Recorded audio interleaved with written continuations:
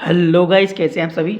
So guys, आज हम आपको क्लास 10th का चैप्टर 13 का एक्सरसाइज 13.2 में क्वेश्चन नंबर 7 बताने जा रहे हैं आपकी, जो कि मोस्ट आईएमपी है। ठीक है गाइस, चलिए क्वेश्चन पढ़ते हैं। दिया है a solid consisting of a right circular cone of height 120 centimeter and radius 60 centimeter standing on a hemisphere of radius 60 centimeter is placed upright in a right circular cylinder full of water such that it touches the bottom.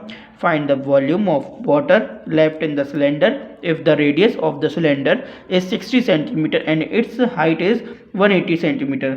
Guys, मैंने ऐसे पढ़ के बताया, आपको समझ में नहीं आया होगा, लेकिन अब मैं आपको इसकी हिंदी में बताता हूँ कि इसका क्या मतलब है।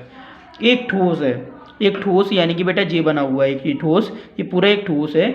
इन्होंने बोला एक ठोस में ऊंचाई 120 सेंटीमीटर और एक त्रिज्या 60 सेंटीमीटर वाला एक शंकु बना है। तो ये एक ठोस है पूरा। इसकी ऊंचाई है ना बेटा, इसकी शंकु की, शंकु कहाँ तक बना है बेटा, यहाँ तक का बना है शंकु। तो इसकी ऊंचाई पूरी कितनी भी H dash equals to 120 centimetre मान ली गई। ठीक है, 120 सेंटीमीटर तो है, लेकिन अपन ने एच डैश माना है, इसको नाम दिया एक तो। ठीक है, नेक्स्ट इसमें बोल दिया गया है कि 60 सेंटीमीटर वाला एक शंकु, मतलब 60 सेंटीमीटर इसकी क्या है बेटा, रेडियस। तो यहाँ से यहाँ तक की जो रेडियस जो भी है ना इसकी, वो 60 सेंटीमीटर है। पहली बात तो आपको याद रखना है, ये चीज़ अपन बाद में गिवन में लिखेंगे। क्लियर है, चलो तो ये बात आपको समझ में आ गई। अब नेक्स्ट पढ़ते हैं। जो 60 सेंटीमीटर त्रिज्या वाले एक अर्धगोले पर आरोपित है, मतलब जो शंकु है ना एक अर्धगोले से जुड़ा हुआ है, जो वो उसकी रेडियस भी 60 सेंटीमीटर है। तो देखिए मैंने लिख दी है। अब इस ठोस को पानी से भरे हुए एक लंबवृत्तीय बेलन में इस प्रकार सीधा डाल दिया जाता है कि यह बेलन की तली से स्पर्श करे, और यदि बेलन की त्रिज्या 60 सेंटीमीटर है और ऊंचाई 180 सेंटीमीटर है। तो बच्चों ने बोला है कि ये ठोस दिख रहा है, ये पूरा, इसको एक ये पूरा एक बेलन है, ये बेलन है, ये पानी से भरा हुआ है। इसके अंदर जैसे ही डाला तो ठोस ने अपना साइज का, मतलब अपने साइज का जितना भी आकार है पूरा ले लिया और उतना पानी बाहर निकल गया। ठीक है, तो उससे कितना पानी बाहर निकला है इसका रेशियो बताना हमें, मतलब एक तरीके से हमें वो बताना है कितना शेष पानी जो बाहर निकल गया। तो बोला तो बेलन में शेष बचे पानी का आयतन ज्ञात कीजिए।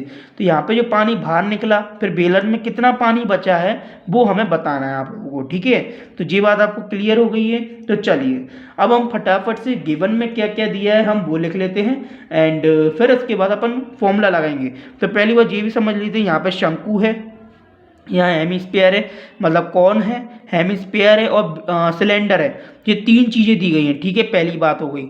इन सबको टोटल एक ये पूरा का पूरा एक क्या है, ये अपना ये है पूरा एक बेलन है जिसके अंदर ये सब चीज़ें दी गई हैं। चलो, मतलब ये बर्तन एक तरीके से। ठीक है, चलिए नेक्स्ट अब हम लिखते हैं।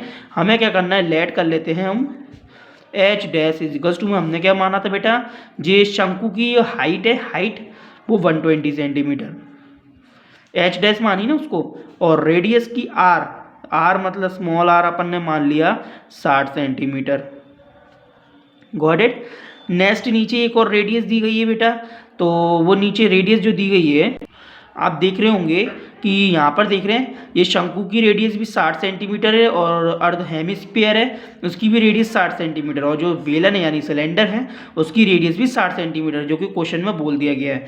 तो गाइज अपन तीनों की आर ही मान लेते हैं, क्योंकि सेम सेम आनी है, अलग अलग है नहीं। ठीक है ना, तो ये अपनी पहली बात हो गई। क्लियर है, तो अब आगे अब अपन लिखते हैं बेटा, इतनी सी बात हो गई। अब टोटल हाइट पता है आपको किसकी, सिलेंडर की।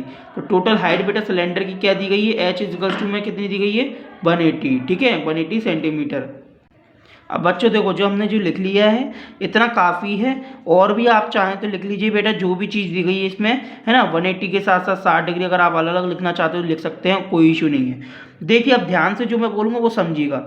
जी सिलेंडर है, इस सिलेंडर के अंदर पानी भरा हुआ है, इसमें हमने क्या करा, कौन डाला, कौन और हेमिस्फीयर ये दोनों अटैच हैं, तो ये दोनों का मिश्रण एक ठोस है, मतलब ये दोनों एक ठोस के बराबर है। ठीक है, तो ये ठोस है एक, तो ये सिलेंडर में एक ठोस को डाला गया है। ठीक है, तो जैसे ही डाला गया तो पानी तो बाहर निकल गया, लेकिन उसमें जितना पानी बचा है उसका हमें निकालना है आंकड़ा।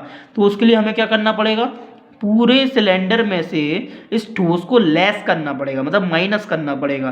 तो देखो हमें यहाँ पर क्या मात्रा बतानी, तो वॉल्यूम तो हमें फॉर्मूला लगेगा ही लगेगा, आप सभी जानते ही हैं। तो तीनों का वॉल्यूम लगेगा, कौन का, एक तो सिलेंडर का वॉल्यूम निकालना है एंड कॉन का वॉल्यूम, और एक निकालना है हमें हेमिस्फीयर का वॉल्यूम।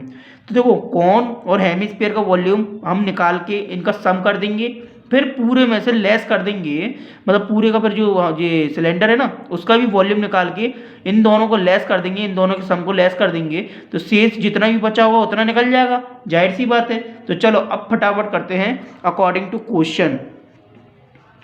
अकॉर्डिंग टू क्वेश्चन बेटा क्या लिखेंगे, अकॉर्डिंग टू क्वेश्चन में पहले हम एक काम करते हैं, सेपरेटली निकाल लेते हैं, इस बार इसको एक साथ नहीं करेंगे, दूसरे तरीके से करते हैं। तो पहले वॉल्यूम निकालते हैं सिलेंडर का, कॉन का, फिर उसके बाद हेमिस्फीयर का, फिर इन दोनों का सम करके इसमें से डायरेक्ट लेस कर देंगे, फिर जो आएगा वो आंसर है ना।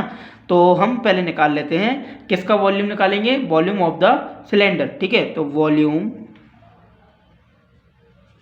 वॉल्यूम इज द सिलेंड्रिकल, ठीक है। इंटरेस्टिंग क्वेश्चन है बच्चों। फॉर्मूला क्या होता है बेटा, इसे हम बी से शो करते हैं, ब्रैकेट में लिख लीजिएगा। फॉर्मूला होता है पाई आर स्क्वायर एच, ठीक है। इतनी सी बात आ गई। तो बी इजिकल्स टू में पाई बेटा एज इट इज़ रहने दीजिए, अपन बाद में लगाएंगे इसकी वैल्यू, वरना बार बार लगाओगे हर चीज़ में तो ऐसे में दिक्कत होगी। तो ठीक है, इसको एज इट इज़ रहने दीजिए। रेडियस बेटा कितनी है 60, कितनी है बेटा 60, तो रेडियस लिख दीजिए 60 का स्क्वायर।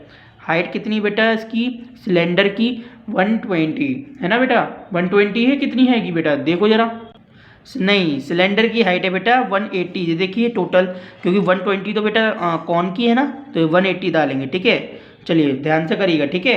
अब यहाँ पे देखिए 180 डाल दी, देन 60 का स्क्वायर करके इससे मल्टीप्लाई कर देंगे 180 से, तो बेटा कितना आ जाएगा, 60 का स्क्वायर हो गया 6 6 36 और 00 मल्टीप्लाई 180 मल्टीप्लाई पाई, ठीक है। तो बच्चों मेरा इन दोनों का मल्टीप्लाई ऑलरेडी करके रखा हुआ है, तो मैं डायरेक्ट मल्टीप्लाई आपको लिख देता हूँ, है ना। तो देखिए कुछ नहीं है बेटा, बस ये हैगा 64,8,000 पाई, ठीक है।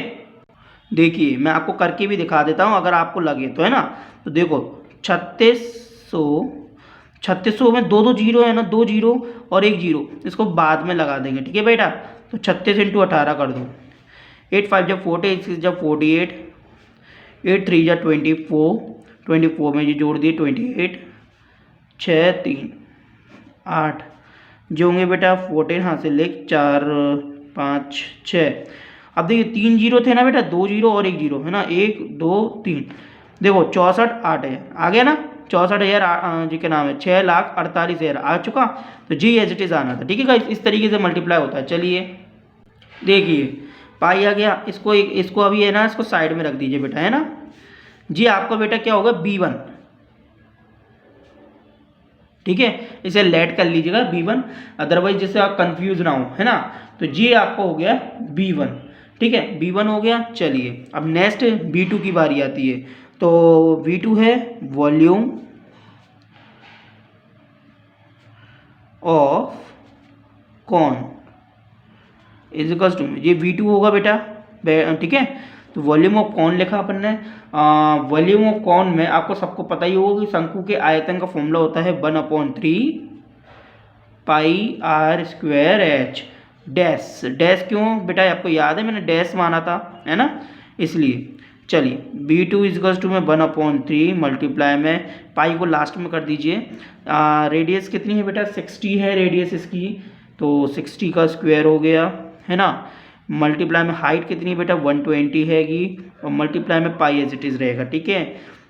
V2 इजिकल्स टू में बेटा अब आ जाए, देखिए 3 1 जा 3 3 के पाले में 12 कितनी बार जाते हैं, 3 4 जा 12 0। देखो 60 का स्क्वायर करा वही आएगा बेटा 3600 मल्टीप्लाई 40, है ना, और मल्टीप्लाई पाई। तो बेटा इसका भी मल्टीप्लाई करेंगे, देखो डायरेक्ट करूँ बेटा, देखो कैसे, 3 जीरो तो लास्ट में लगा दीजिए, 6 4 जा 24,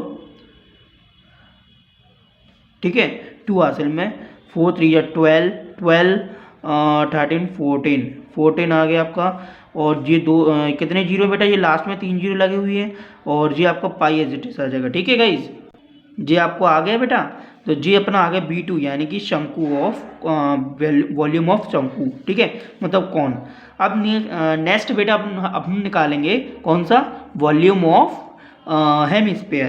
तो वॉल्यूम ऑफ हेमिस्फीयर निकालने के लिए बेटा क्या लिखेंगे, वॉल्यूम ऑफ हेमिस्फीयर को हम शॉर्ट में बेटा लिख देते हैं हेमी का H और स्पेयर का S, ठीक है, और ब्रैकेट में B3, आपको समझ में आ जाएगा। हेमिस्फीयर का फॉर्मूला क्या होता है, 2/3 पाई आर क्यू, ठीक है, गॉट इट। तो V3 इज इक्वल्स टू में बेटा थोड़ा सा एडजस्ट कर लेते हैं, 2/3, ठीक है, पाई लास्ट में कर दीजिए। रेडियस कितनी बेटा 60 हैगी, ये तो आपको पता ही, इसका Q है, मल्टीप्लाई में पाई, है ना। तो 60 का आप Q करेंगे बेटा, जो भी है वो काटना है ना। तो एक काम करते हैं, यहाँ पर कर देते हैं इसको 2/3, 60 का Q क्या हो जाएगा बेटा, 6 6 जा 36, है ना, और 36 6 जा कितना हो जाएगा बेटा, जो भी आए, जैसे कि देखो जो भी आए छोड़ो, आप तो देखो क्या आ जाएगा, 6 6 जा 36 और 36 6 जा 216। अब 3 का इसका Q करा है तो ये क्या आ जाएगा, 1 2 3, 3 जीरो आ गए, मल्टीप्लाई में पाई तो एज इट इज है ही, जो कट रहा है काट दीजिए, बाकी मल्टीप्लाई कर दीजिए, है ना बच्चों। तो 3 बन जा 3, 3 के पाड़े में कट जाएगा, 3 7 जा 21, 3 2 जा 6 और 000 ये आ गए, है ना। अब 72,000 का इंटू 2 से कर दीजिए। तो बेटा इसको यहाँ एडजस्ट कर लेते हैं थोड़ा सा, है ना, देखिए यहाँ कर लेते हैं। तो B3 इजिकल्स टू में बेटा क्या आ जाएगा, 72,000 का इंटू 2 से करेंगे तो देखो 72,000 मल्टीप्लाई 2 मल्टीप्लाई पाई, तो जी आ गए बेटा, ये 3 जीरो तो एज इट इज रहने दीजिए, 2 2 जा 4, 7 2 जा 14, तो कितना आ गया बेटा, ये आ गया एज इट इज जिस आंसर की तरह आ गया, यानी कि ये आ गया आपका बेटा 1,44,000, ठीक है। तो ये दोनों आ गए, B3 भी आ गया। अब देखो अपन को क्या करना है, कॉन और हेमिस्फीयर का सम करके सिलेंडर में से सिलेंडर है ना, सिलेंडर में से इन दोनों को माइनस करना है। तो बेटा क्या लिखेंगे बेटा, तो अपन लिखेंगे, आ जाएगा अपना BW इज इक्वल्स टू में B1 माइनस की ब्रैकेट में B2 प्लस की B3। बच्चों BW में बता देता हूँ क्या है। BW हमने मान लिया है the volume of the water left, क्या बेटा, the volume of the water left, मतलब जो वाटर यहाँ से लेफ्ट हुआ है हमने उसको BW मान लिया, ठीक है। आप लोग लिख लीजिएगा the volume of the water left, ठीक है। BW इज इक्वल्स टू में B1 बेटा कितना है 64,800 माइनस, देखो बेटा 1,00,000, देखिए 1,44,000 है, 1,44,000 है, तो बेटा 1,44,000 का सम कर देंगे। तो हम यहाँ करते हैं 1,44,000, 1,44,000 इसका सम करा तो 000 तो ये एज इट इज रहेगा, 4 4 8, 4 4 8 और ये 2, तो क्या हो गया 2,88,000। तो 2,88,000 को आप क्या करेंगे बेटा, लेस कर दीजिए, है ना, किस में से, इसमें से। अब एक बात आपको याद होगी बेटा, इन सभी में हमारे एक चीज़ कॉमन रही है, क्या, पाई। तो जी मैंने आपको लगाया नहीं था, है ना, तो ये पाई आपको लगाना अवश्य है। तो यहाँ पे नहीं लगेगी बेटा, वो यहाँ लगेगी, ठीक है, ये बात आप भूलना मत। क्यों, क्योंकि बेटा यहाँ तो वैसे ही हमने B1 माइनस की ब्रैकेट में B2 प्लस की B3 करा है, यहाँ वैल्यू रखी है ना, तो इसकी भी पाई, इसकी भी पाई, इसकी पाई कॉमन लेके बाहर लगा दिया है हमने, ठीक है। अब देखिए ये लेस करेंगे, फिर पाई का मान रख के हमें मल्टीप्लाई करना है। तो चलिए BW इजिकल्स टू में 64 लाख, ये क्या दिया है 6,48,000 में से 2,88,000 माइनस करने हैं। तो बेटा यही कर लें, देखो ये रफ कार्य में करते हैं। देखिए जी आ गया 000, 8 में से 8 गए 0 बचे बेटा। देखो यहाँ 4 है, एक हासिल दी, तो 14 है, 14 में से 8 गए बेटा, कितने बचेंगे 6।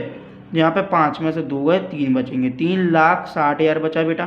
जो 3,60,000 जो आपका आंसर आया ना बेटा, अब ये है ना, इसमें आपको मल्टीप्लाई करना है पाई का मान का। तो पाई का मान तो यहाँ पे क्वेश्चन में अपन को शो नहीं किया गया है, तो बेटा अपन यही कर देते हैं 3,60,000 का यहाँ पर दिया है मल्टीप्लाई पाई मतलब 22/7, ठीक है। इसको हम रफ कार में सॉल्व कर लेते हैं बच्चों, थोड़ी जगह की प्रॉब्लम है। देखिए 3,60,000 मल्टीप्लाई 22/7 है, इसको काट दीजिए, कट रहा है तो, वरना डायरेक्ट में ना मल्टीप्लाई कर दीजिए, ठीक है। तो देखो बेटा यहाँ पर क्या है, ऊपर अगर आप डायरेक्ट मल्टीप्लाई करते हैं तो ठीक है, अदरवाइज बच्चों तो आप सभी यहाँ देख रहे होंगे कि मैंने यहाँ पर डायरेक्ट इसका सॉल्यूशन कर दिया है, लेकिन आपको मैं समझाना है क्योंकि मैंने आपको बताया था। तो देखिए आप लोगों को दिख रहा होगा मैंने क्या करा, यहाँ तक आपको बता दिया था इसका ऊपर का डायरेक्ट मल्टीप्लाई करें। तो देखिए इसका ऊपर का डायरेक्ट मल्टीप्लाई मैंने कर दिया, तो ये आ गया मेरा 79,20,000 एंड मैंने 7 का डिवाइड मारा तो बेटा ये आ गया मेरा कितना, इतना आ गया। मैंने 7 का डिवाइड मारते हुए इसलिए नहीं दिखाया क्योंकि बेटा ये बहुत लेंदा मतलब बहुत ज़्यादा बड़ा हो रहा था डिवाइड आपका, तो इसी रीज़न से मैंने सोचा कि आप लोग भी इसे अपने रजिस्टर में करिए, तो मैंने डायरेक्ट आपको करके इसकी वैल्यू शो कर दी है। तो ये वैल्यू दिख रही है अपनी 1131,428.571428.5। तो ये आपकी पूरी इस वैल्यू है, इस वैल्यू को हम यहाँ पर डायरेक्ट लिख देते हैं। देखिए गाइस जी नीचे की वैल्यू से कंफ्यूज मत होइए, मैं बताता हूँ। तो देखिए ऊपर हमने ये वैल्यू लिख दी। अब बेटा ये क्या आंसर सेंटीमीटर में, क्या है ये सेंटीमीटर में। तो बच्चों आपकी जो एनसीईआरटी बुक्स हैं उन एनसीईआरटी बुक्स में बताया गया है कि आंसर मीटर में चाहिए। कभी आपसे पूछा जाए कि आंसर मीटर में बोला जा रहा है तो मीटर में आंसर निकालने के लिए पहले नंबर आपको ये पता होना चाहिए कि 1 मीटर बराबर कितने सेंटीमीटर होते हैं, क्योंकि यहाँ पर सेंटीमीटर को मीटर में बोल रहे हैं ना, तो आपको जी पता होना चाहिए 1 मीटर बराबर कितने सेंटीमीटर होते हैं। तो बेटा 1 मीटर बराबर होते हैं 100 सेंटीमीटर, है ना। तो 100 सेंटीमीटर होते हैं, तो यहाँ तो बेटा क्या बात हो रही है क्यूब की, तो 100 1 का क्यूब तो 100 का भी क्यूब होगा, 100 का क्यूब यानी कि 100 × 100 × 100 यानी कि कितने हो गए बेटा 100 × 100 × 100 मतलब 1 के आगे 6 जीरो होंगे। देखो यहाँ पर हमने 6 जीरो को यहाँ से डिवाइड मार दिया क्योंकि हमें इसे मीटर में चेंज करना था, तो 6 जीरो के साथ 1 यानी कि हमने 10 लाख का डिवाइड मारा। तो ये जो पॉइंट था ना बेटा ये 6 संख्या के बाद यहाँ सरक गया, 1 2 3 4 5 6, ये 1 और जाले 1 के बीच में पॉइंट आ रहा है। तो बेटा यहाँ क्या लिख दिया हमने 1.131, पॉइंट के बाद हमने 3 डिजिट ले लिए, ठीक है। जैसे हमने यहाँ पॉइंट के बाद इतनी सारी डिजिट आ रही थी, हमने 2 ली थी ना, तो यहाँ हमने 3 डिजिट ले लिए और ये क्या है मीटर में चेंज हो गया।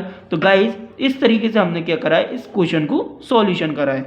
तो बच्चों आपको क्वेश्चन कैसा लगा, अपना फीडबैक हमें कमेंट्स में जरूर बताइएगा, और इस तरह की अमेजिंग वीडियो डेली पाने के लिए हमारे इस चैनल को लाइक शेयर सब्सक्राइब जरूर कीजिएगा, क्योंकि ये आपके लोगों के हाथ में बनता है। और भैया इतना तो हक हमारा भी बनता है कि आप इसे लाइक करें, शेयर करें और सब्सक्राइब करें, ठीक है गाइज। चलिए मिलते हैं नेक्स्ट वीडियो में, तब तक आप लोग गुड लक।